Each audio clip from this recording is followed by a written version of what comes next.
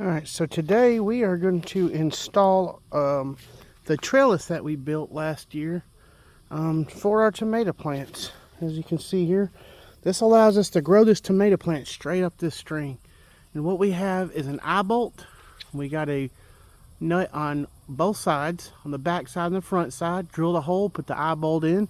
And this is a piece of 1/2 inch conduit, 10-foot conduit, and then we taped off the top. You can buy some rubber caps, but we just taped it off. Then at the bottom here, you can't really see, but what we did on the bottom, we actually smashed about I'm gonna say 3 inches of it to make a blade that'll push into the ground. When you install it as vertical as possible so that it won't bend. And then we're gonna run that string, and we're just wrapping the plant around the string, as you can see here. Just wrapping that string. You can use these little clips when the plant gets bigger, which I'll start using up toward the top, or if it rains for a while and the plant grows too much. And you just, it's a really easy system. You don't have to have these hooks. They were pretty cheap enough. You can just tie the string to the eye bolt, or use a piece of wire or coat hanger. But these are really, really nice trellis. But these are really nice little hooks. Allows you to hang it on one side, and then what you're going to do is you can actually just wrap that around there to tighten it or loosen it. That's kind of to fine tune. But it's a really nice system. Like I said, the good thing about using the pole is, if you wanted to, you could hang these all the way around it. And so if you have like a bed, a grow bed or something like that you're using, you can kind of grow them in a circle. As you can see, we grow ours fairly close together. We do fertilize for that. And then like we've got this where we have like a double top. We're gonna wrap the string around one, and we'll use those clips. And I'll show you those clips here, how they work. Really simple design. They actually came with the little trellis hangers, and all they do is just snap shut when you go around, and then you can take them apart by simply pressing the end. But these are really nice.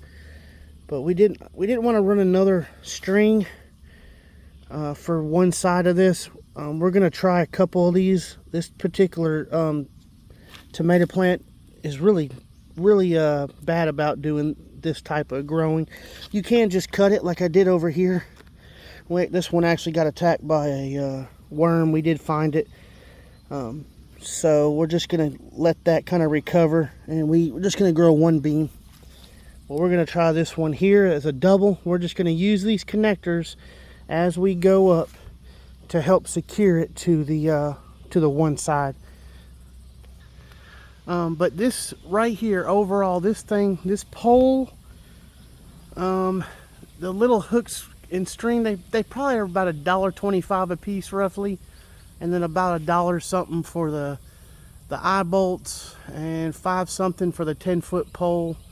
I'm gonna say we got probably a little over $10 invested in just this one. You can hang up to, I want to say I've had up to 6. Most of these have 3 now. That's got 4. But the main thing is, make sure you get it as vertical as possible. If it's got any lean to it, let's see, what did we have on this one? It'll start bending the pole. As long as it's straight up, it doesn't have an issue. But that one there's got what, 1, 2, 3, 4, 5. So that's got about 5 on it. I'm gonna get these ones tied up. But yeah, it's a really neat little system that's not really expensive, because these little green poles here, I think these, what are these, the 5-foot? Let me see. These green poles, yeah, that's the 5-foot. They're getting a little expensive, and the 8-foots are almost $10. Now these are determinate tomatoes. We just grow them along a piece of fence. Same thing with the beans. But are indeterminates. These are, which means they're going to keep growing. We just put them on here. they'll reach the top by the time fall comes. But yeah, I just wanted to show you that. It's a little cheap way to get you a little trellis without spending a bunch of money.